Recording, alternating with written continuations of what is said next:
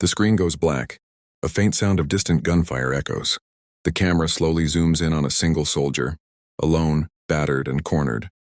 The caption appears, "Captured, outnumbered, unstoppable." This is the story of one man, a soldier whose courage, wit, and sheer willpower turned the impossible into legend.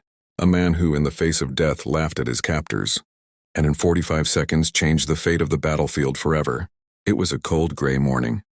The fog hung low over the forest, hiding the approach of the German patrol. They had been hunting for weeks, moving like shadows among the trees, confident in their superiority. And there he was, just one man, exhausted, his uniform torn, rifle almost empty. But his eyes burned with something no army could ever take away: defiance. He had been surrounded before, pinned down by tanks, outnumbered in trenches, yet he always survived. Today, however, the odds seemed insurmountable. The Germans had him cornered in a narrow clearing. Every exit was blocked. There was no backup, no hope. But as they moved closer, smirking and confident, he did something unexpected. He smiled, a slow, cold smile, the kind that chills the spine. The Germans laughed at him. Another fool, they thought. They advanced, rifles raised, cocking their weapons with mechanical precision. Every step they took toward him seemed to echo doom. But he didn't panic. His eyes scanned the ground, memorizing every tree, every rock, every shadow. And then he waited. Not for them to strike, but for them to make the mistake every overconfident soldier makes. One of them stepped too close, laughing, thinking the prisoner was harmless. That's all it took. In a movement too fast to follow, he struck. Gunfire erupted. The world seemed to slow down as he moved, dodging, spinning, firing. Every pull of the trigger, every squeeze of the pistol, was precise, practiced, lethal. 21 German soldiers fell in 45 seconds. The forest echoed with their screams. Smoke, dirt, and chaos filled the air. But through it all, he remained calm, almost detached, as if the world had narrowed to a single point: survival. The Germans who survived the first wave couldn't comprehend what happened. How could one man, surrounded and captured, tear through them with such brutality? When the smoke cleared, he was still standing, breathing heavily, bloodied but unbowed. The Germans who thought him broken were now the ones trembling in fear. The nearby villages would later whisper his name, recounting how a single soldier turned a battlefield upside down in less than a minute. Stories like these traveled faster than bullets. They inspired fear in enemies and hope among allies. He wasn't a hero by choice. He was a hero because the world demanded courage, the kind that can't be trained or commanded, only born in fire. News of his feat spread quickly through the ranks. His own men, believing him lost, couldn't believe their eyes when he returned. The Germans, meanwhile, buried the bodies of their comrades, silent and humiliated. In the days that followed, his name became legendary. Every soldier who heard the story remembered the laughter before the storm. That brief, terrifying moment when one man defied death and proved that courage, skill, and a fearless heart can topple even the strongest forces. The forest seemed to hold its breath. Mist curled around the tree trunks, drifting low across the ground like ghosts of battles past. Every snap of a twig, every rustle of leaves carried weight. For the Germans, it was just another morning patrol. For him, it was life or death. He crouched behind a fallen log, rifle gripped tightly, eyes darting. Sweat mixed with dirt streaked his face, but his breathing remained steady. He had been trained for this. Not just trained and hardened by the horrors of war, by nights spent hiding under starless skies, by every time he had stared death in the eye and survived. From somewhere ahead, a muffled laugh reached him. German voices, confident and unprepared, echoed through the trees. They think they have him cornered, he thought. Fools. And then he let himself smile. Not out of arrogance, not out of bravado, but because he knew their next move. The first German soldier stepped into the clearing. His boots crunched on leaves, oblivious to the danger. He was younger, inexperienced, eager to prove himself. His rifle swung lazily as he scanned the area. That's when he moved. One fluid motion. A single shot rang out. Precise, brutal, final. The soldier crumpled to the ground before he even knew what hit him. The others froze. Confusion flashed in their eyes. They expected surrender. They expected compliance. They expected fear. What they got instead was a hurricane. Bullets flew. Metal clanged. Screams split the fog. He moved like a shadow, dodging, weaving, firing. Every shot was calculated, every movement deliberate. Trees shielded him. Rocks became cover. In 45 seconds, the clearing turned into a storm of chaos, death, and disbelief. Time seemed to stretch and compress simultaneously. For those 45 seconds, he was everywhere at once, ducking, spinning, firing. The German soldiers who survived the first wave scrambled, shouting orders that were meaningless in the face of his precision. One by one, they fell. Some tried to retreat, only to find their path blocked. Others hesitated, paralyzed by the speed, by the audacity of a single man dismantling their ranks with ruthless efficiency. 21 men, 21 lives extinguished before the echo of the last gunshot faded. And then, silence. The forest was still again, but different now. Heavy with smoke, with fear, with the lingering proof of a single man's fury. He didn't celebrate. There was no triumph in his heart, only clarity. His ears rang, his lungs burned, and the weight of adrenaline anchored him to the earth. Every instinct screamed at him to stay alert, because the danger was far from over. He moved quickly, scanning the perimeter. A sniper? Another patrol? Mines? The war had taught him one unbreakable truth. Survival is never guaranteed, and luck favors only those who are prepared. And yet, there was something in him that went beyond training. A cold determination, a fire that would not die. A defiance that could not be broken by numbers or bullets. Later, the villagers would tell stories about the laughter that came before the storm.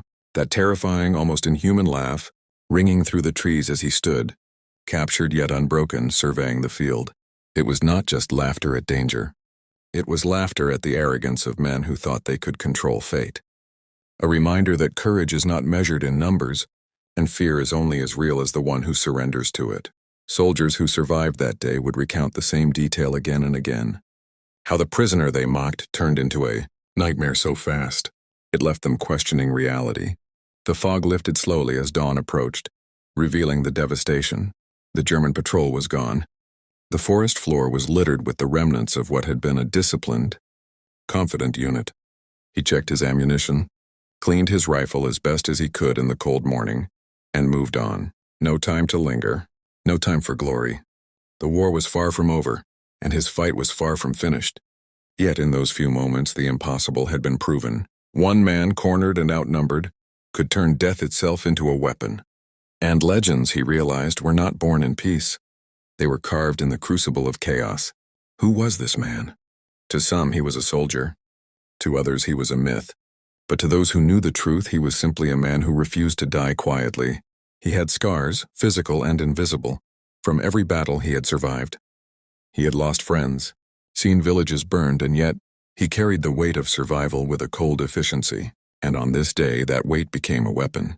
Every decision, every heartbeat, every laugh before the storm, it was all part of the same strategy: survive, outlast, overwhelm. The clearing was silent now, but he didn't allow himself a moment of relief. His eyes swept the horizon, every shadow a potential threat. The fog curled around the trees, hiding the remnants of a battle that had lasted less than a minute, but would echo for years. He moved fast, low to the ground, blending with the environment. Every step was calculated. Every branch and rock became part of a lethal game of hide and seek. He knew the Germans were still out there, regrouping, calling for reinforcements.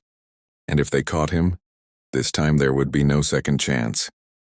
Yet he didn't panic. Chaos had always been his ally. Where others saw confusion, he saw opportunity. Every misstep, every scream, every flicker of movement gave him information, and he used it like a weapon. Meanwhile, the Germans were scrambling, officers shouted orders, but no command could undo the shock. 21 men gone in 45 seconds, their bodies strewn across the forest floor. Confusion and terror replaced their arrogance. "Where is he?" One officer shouted, voice trembling. "I don't know." "He's everywhere and nowhere," another replied, eyes wide with disbelief. They had been trained to hunt, to overpower, to intimidate, but training could not prepare them for a soldier who had mastered fear itself. One man had shattered their confidence, turned their discipline into chaos, now walked unseen among the shadows. As he navigated the forest, memories flickered through his mind. Nights spent under enemy fire, days hiding in rubble-strewn villages, friends lost to bullets and bombs. Each memory sharpened his focus, refined his instincts, and hardened his resolve. He knew that survival was not just physical. It was mental. Every second spent doubting yourself, hesitating, or overthinking could be the difference between life and death. And in that split second, He had acted with deadly precision. The forest was his ally now. He used it to mask his movement, to anticipate German patrols, to stay one step ahead. Every branch broken beneath his feet, every rustle of leaves was deliberate. He was no longer just a soldier. He had become an instrument of war, fast, lethal, and unpredictable. He remembered the drills, the endless hours of preparing for situations like this. Every scenario, every exercise, every simulated ambush had led him to this moment. But training alone was not enough. It was courage, cold, unflinching courage. It was the ability to act when every muscle screamed to flee, to move when logic demanded surrender, to fight when survival seemed impossible. That courage had been forged long before the Germans arrived. Every time he had faced death, every time he had stared into the barrel of a rifle or the glare of a tank's gun, he had laughed. And that laugh, echoing through the foggy clearing, had become a weapon itself, a warning that fear was his, not theirs. The sound of distant gunfire reminded him that the war was far from over. Reinforcements would arrive for the Germans. The clearing where he had fought was no longer just a battlefield. It had become a legend in the making. Villagers would later speak of it in whispers. Soldiers would recount the story at night, huddled around campfires, unwilling to exaggerate yet unable to forget. One man, outnumbered, had destroyed an elite patrol in under a minute. 21 soldiers, 45 seconds, and the laughter that preceded it all. He moved on, leaving the forest behind. But the echoes of that moment would follow him forever. The legend was growing, even as he disappeared into the wilderness. For the Germans, the aftermath was devastating. Confidence shattered, morale plummeted. Officers blamed each other, soldiers trembled at shadows, and the story of one man's wrath became a nightmare that haunted them long after the battle ended. Impossible, they muttered. No one could do that. No one. But the proof lay in the clearing. 21 bodies, rifles abandoned, a battlefield reclaimed by a single soldier. Their arrogance had been met with precision, speed, and intelligence. And they would never forget the man who had turned their training, their numbers, their strategy into chaos. Word spread among Allied forces quickly. Rumors grew, embellished slightly each time, yet the truth was already incredible enough. Soldiers spoke of the man who laughed at death, who turned the battlefield into a personal stage of destruction, who survived when all odds were against him. In letters home and whispered conversations at mess halls, in the quiet of night before sleep, his story was retold, not as propaganda, not as myth, but as proof of the indomitable human spirit. He was no longer just a soldier. He was a symbol, a reminder that courage, skill, and sheer willpower could bend reality. Hours later, when he finally found temporary safety, he paused. The adrenaline was fading, leaving the exhaustion of battle in its wake. His hands shook slightly, but his eyes remained sharp.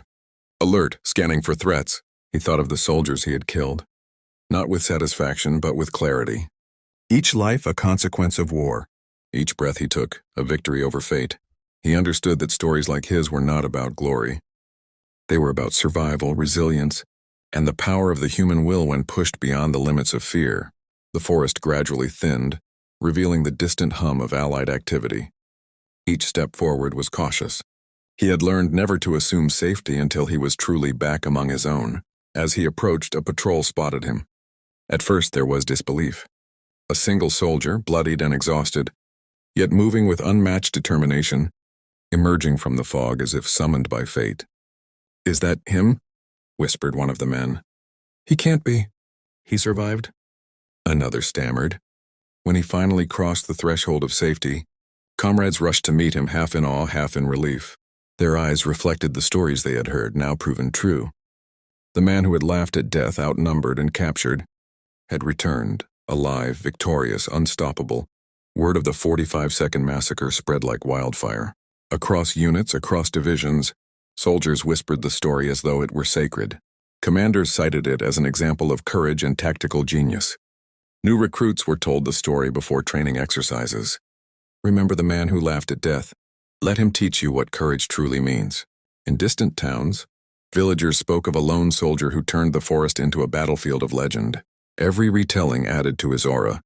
A man who defied the impossible, a hero who became myth in a single furious instant. Late at night, after the adrenaline had faded and the battlefield, stories were retold. Around the campfire he sat alone, his rifle rested beside him, hands resting on his knees. eyes fixed on the distant stars.